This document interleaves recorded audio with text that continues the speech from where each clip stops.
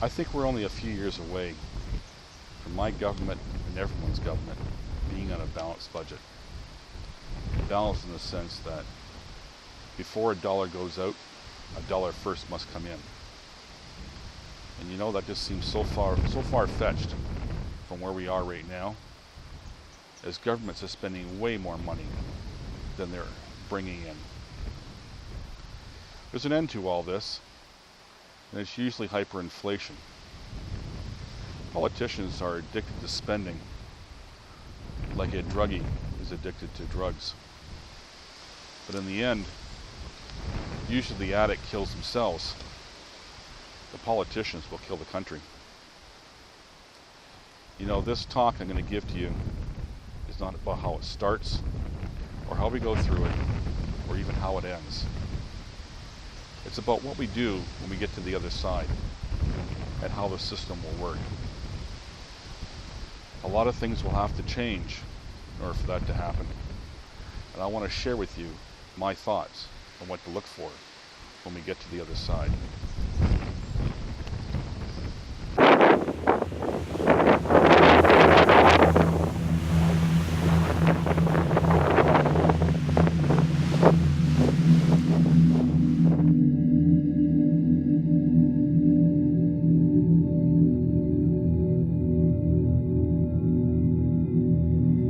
First of all, I need to point out that I live in Canada, so when I say government, I will be talking about various levels of the Canadian government, from what I expect to see with my own eyes.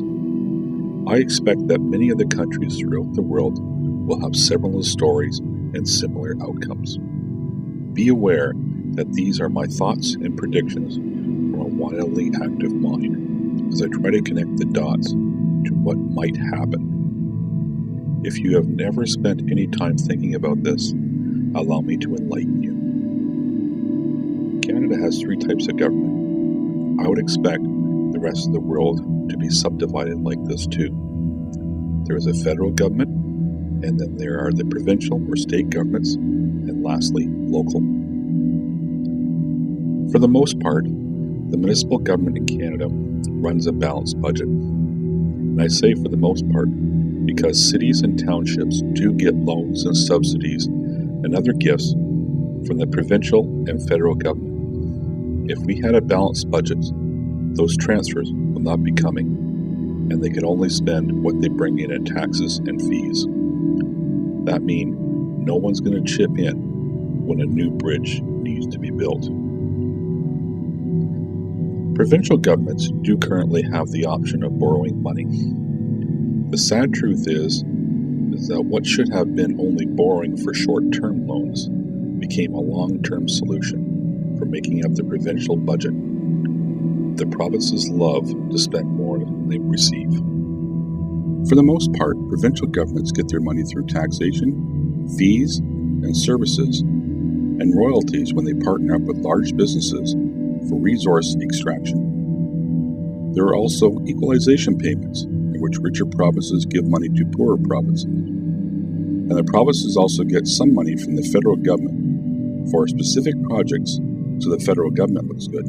The federal government loves to spend more money than they earn too. The federal government gets their money from taxation and fees as well. But they have an even better way to make it. They just print it. When a central bank creates new money for the federal government, it creates inflation at the same time it creates debt. More new money chasing the same amount of goods.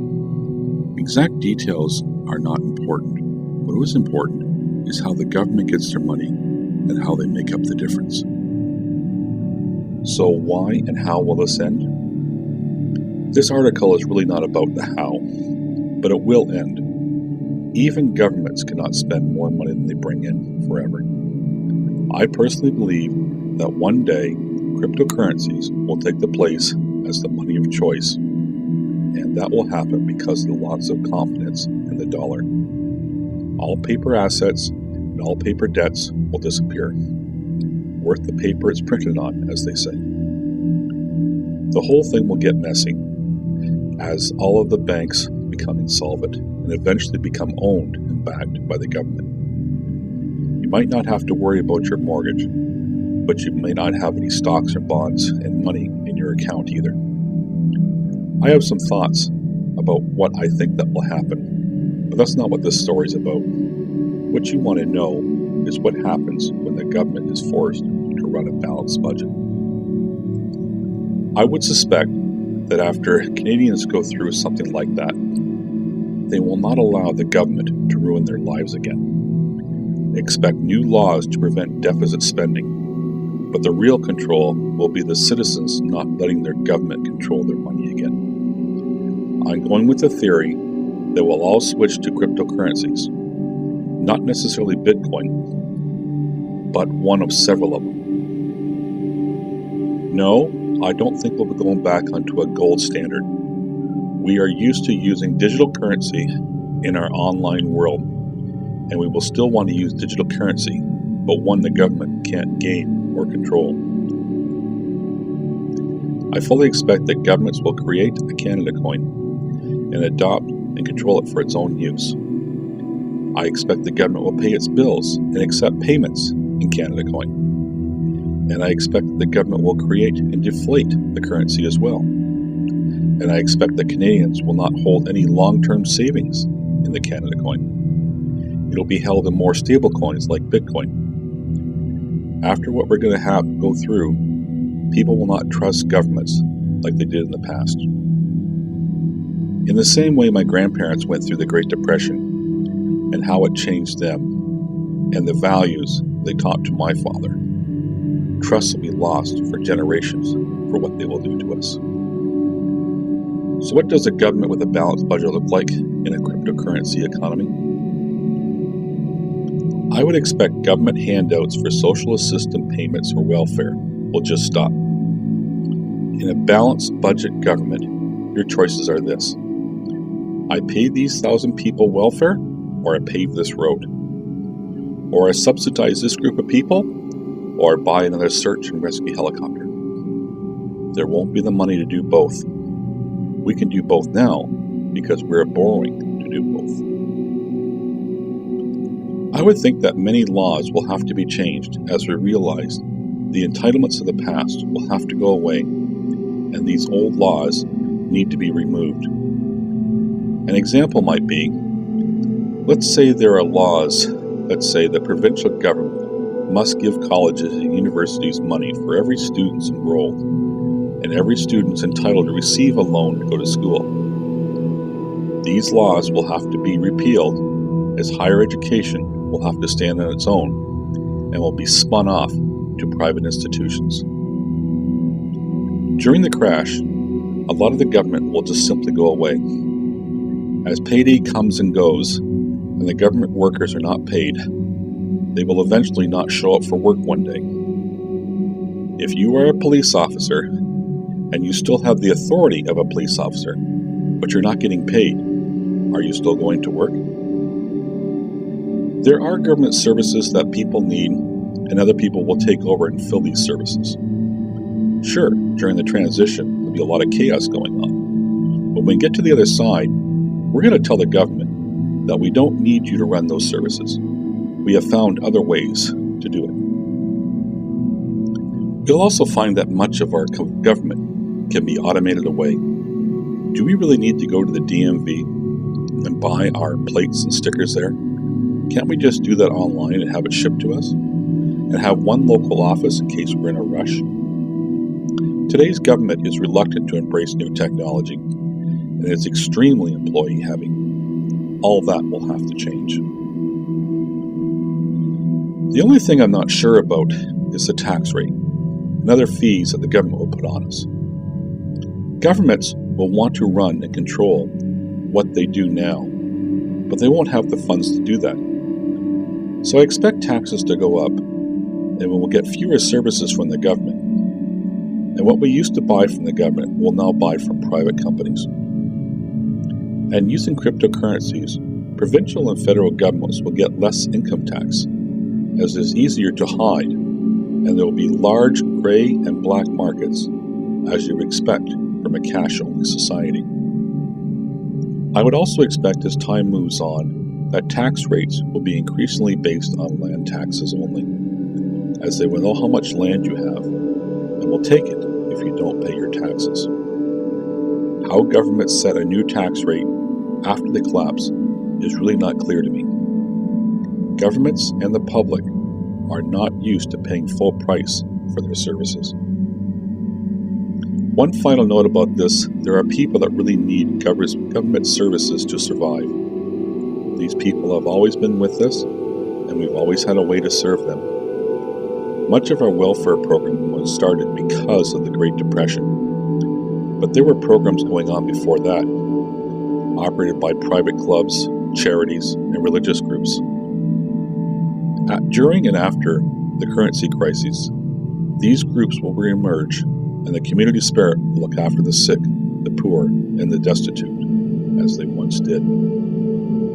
As I look to the future some 20 years from now, I see a much smaller government, where the private sector took over many of the roles the government was forced to leave. What I'm not so certain about is how the government will handle losing control. Government wants their hand in everything, and they won't be possible in this new world. Will the Canadian government give up education and healthcare to private companies without kicking and screaming? I'm not sure how the transition will happen, other than it will. We will see the end of all wars, and military spending will go way down as governments can only afford to spend what they bring in. Citizens will not pay extra money for a war they don't believe in. Most of the secret black budget projects will come to an end, as almost all of their budget was coming from the secret creation of money. Of course, many of these programs will still continue, as they just need to maintain the infrastructure of what they already have. Like Area 51's already built. They don't need to build another one to do classified research.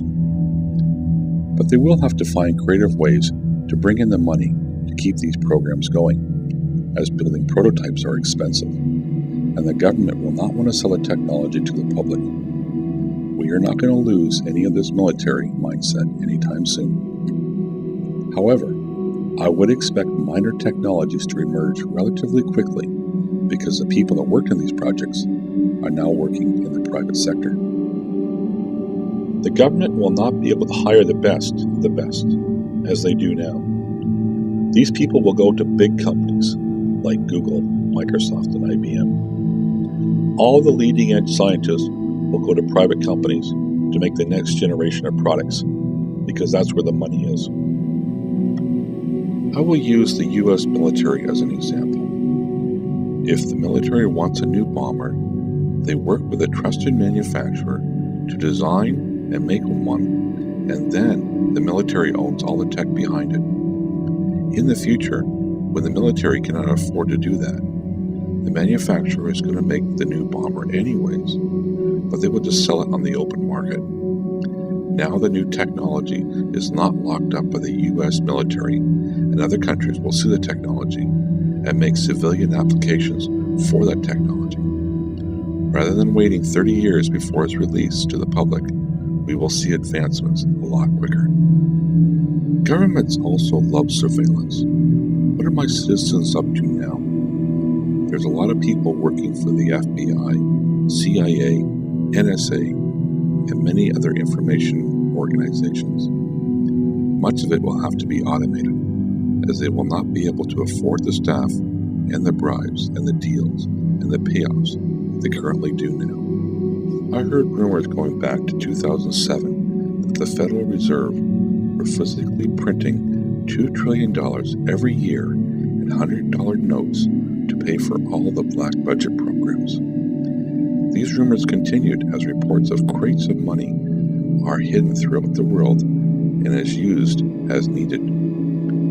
Assuming this was true, and assuming the program wasn't ramped up or started years before, and assuming that there wasn't any additional presses bought, the U.S. could have printed $30 trillion in $100 bills that were never recorded. The fact that the U.S. is not in hyperinflation right now tells me the money is not being spent. I am sure there's a few hundred people sitting on rooms full of U.S. dollars, buying influences throughout the world, all that ends with a balanced budget. Most of the spying, the influence, and the general bullying that comes with it, we will see a peace that we have not seen in generations. The transition will be tough, but the opportunities on their side will be amazing. No, I don't think there'll be a war to wipe out this great future. I think we'll go from a central bank economy to a balanced budget economy, with many surprises along the way, some of which I'll explain to you in a future video. Please leave your thoughts and comments below as to what you think the future will look like with a balanced budget.